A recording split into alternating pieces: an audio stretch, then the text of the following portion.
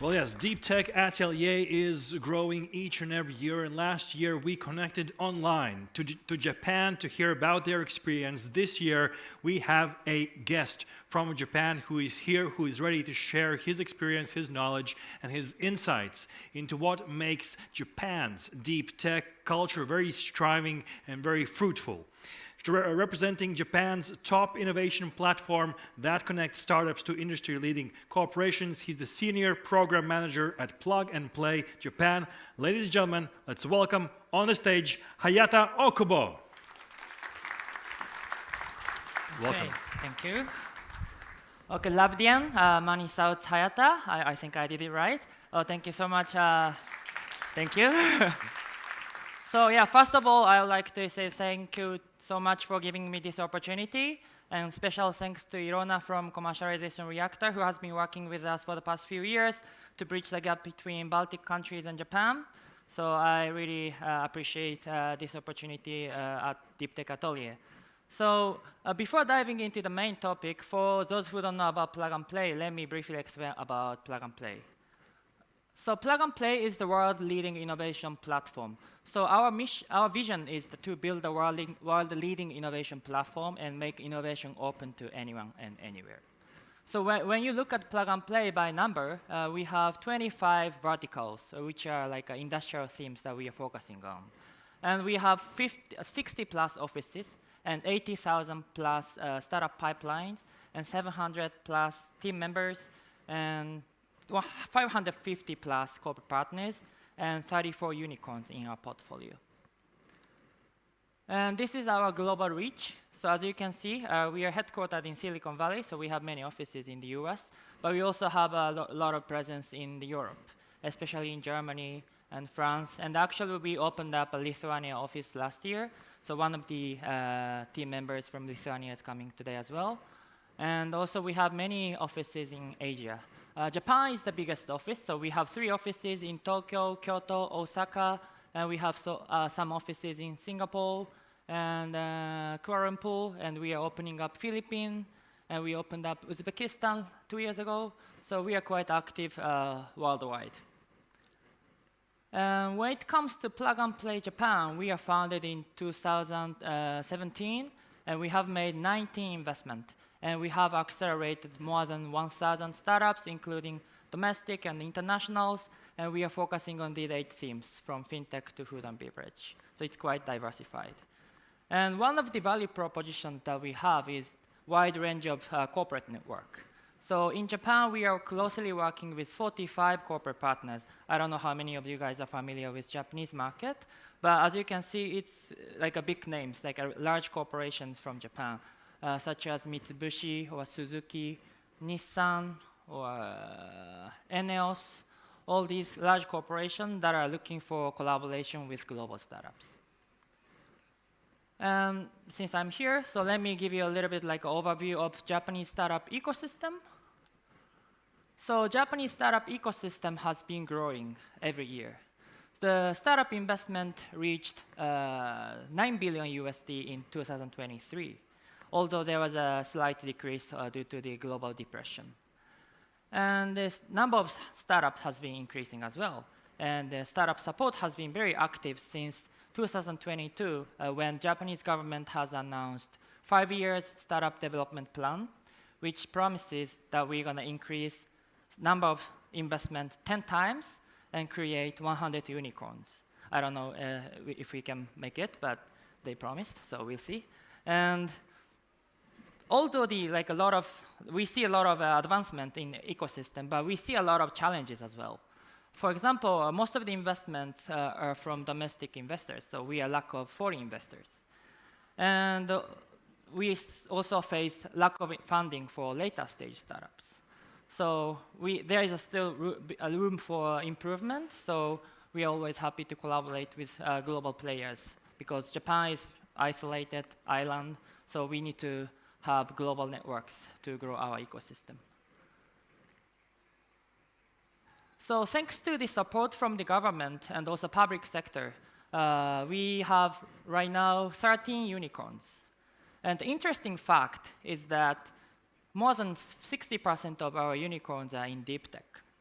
So compared to Korea, which is our neighbor country, they have 14 unicorns, but none of them are in deep tech.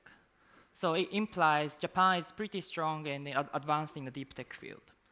Especially like Japanese startups in the regular tech, which is like a SaaS, IT tech, they normally face cultural differences, language barriers, and also localization cost.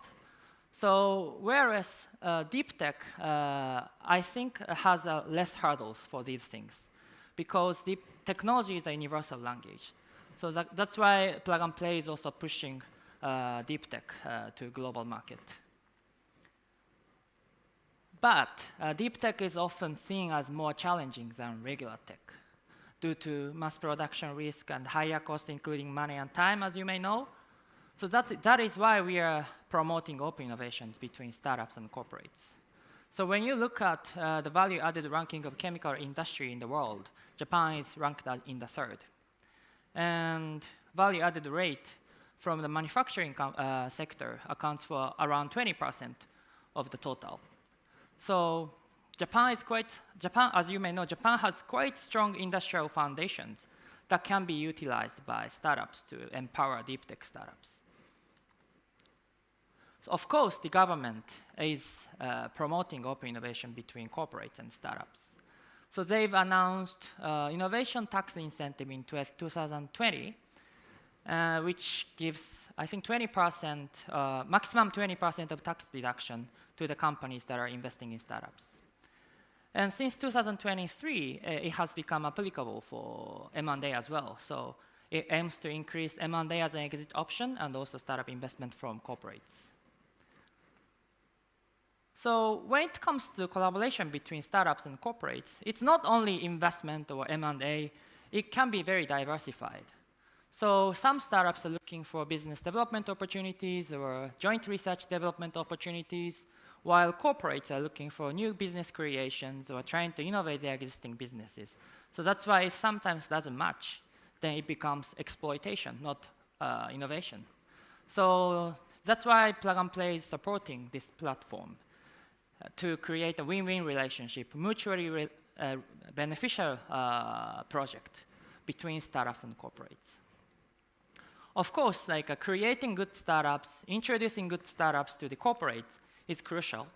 But at the same time, we need to innovate the large corporations. Especially in Japan, we have seniority system, hierarchical system, life employment system, all these things that are preventing open innovation. So we define 4 necessary elements for open innovation in a large corporate, such as partner search, strategy overall coordination, theme creation, internal transformation, exit market search, and business development. So if one of them is lacking, it's going to be super difficult to have successful open innovation continuously. So we are kind of providing all these support for our corporate partners. And how we kind of start supporting our corporate partners. So we start from visualizing current issues and status of corporate partners. So we believe there are like many elements that are necessary for open innovation in the corporates, such as vision and strategy, organization, people, business processes, system, cultures, external network. Oftentimes, Japanese companies are lacking vision and strategies. They are just finding startups, but they don't have any visions. And sometimes the business processes are not suitable for open innovations. Like after finding a good startups and they're trying to sign NDA, but the legal department is not used to working with startups, so they're making like very startup unfriendly terms, and the things are stuck. So that's why we need to innovate business processes and people, cultures.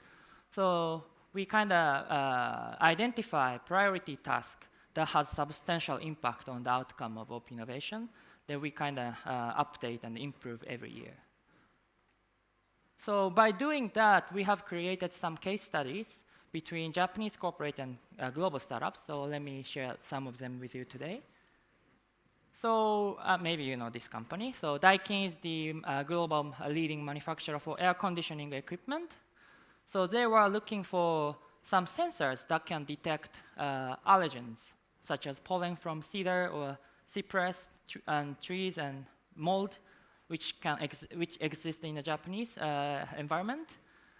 And they wanted to detect it in real time. And we introduced Sensio Air through our network, and they started working on the POC. And in the end, the sensor was installed in the air conditioning equipment. And now it's being sold as kind of bundle solution. And then they charge customers on a subscription basis.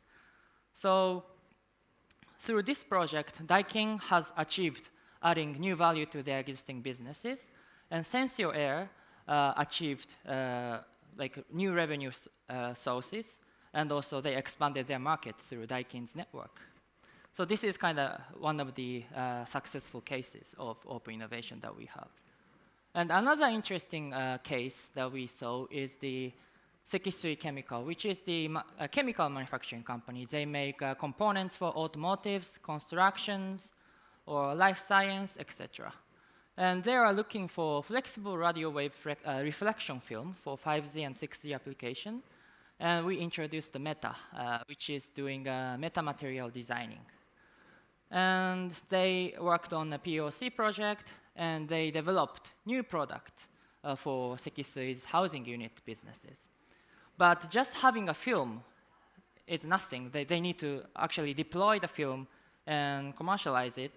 So that's why Sekisui also started working with Lattice, which is developing a tool to optimize 5G deployment. So I think this is a very interesting case, especially in a deep tech, because it's like a cross-value chain collaboration to implement one technology by collaborating with many players in the supply chains. So if value chain collaboration is lacking, these things could happen. For example, if you don't have upstream companies, upstream startups that you work with, you may end up developing products that nobody wants. And also, if you are lacking the midstream companies, you may end up facing technical gap. So that's why we believe this kind of cross-value chain, cross-vertical collaboration is pretty important for deep tech startups and the ecosystem.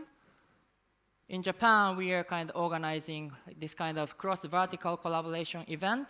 So this was held in the Sekisui facility, and we invited the Sekisui, which is a chemical company that I mentioned, and Suzuki, as you may know, they are an automotive company, and Mitsubishi Electric, which is an electronics company, and Obayashi, which is a construction company. So they have all like totally different business domains, but we gathered them, and we invited their executives to one of the Sekisui's venue to discuss how they can collaborate to achieve decarbonizations. So in this era, we have many topics in common, like such as space, decarbonization, biodiversity, well-being. So there are a lot of topics that companies across the industry need to address. So this was only focusing on Japanese market, but we would like to do this on a global scale. So that's why I'm here to make connections and discuss with people from Europe. So I'm very happy to have a discussion after this session. And again, Plug and Play is a global innovation platform connecting corporation and startups for open innovation. So if you're looking for global startups or large corporation to work with, please feel free to talk to us. We have 2 colleagues from the US today, and it looks like I'm the few participants from the Asian region, so maybe it's easy to find me, so please talk to me. Thank you so much for your attention.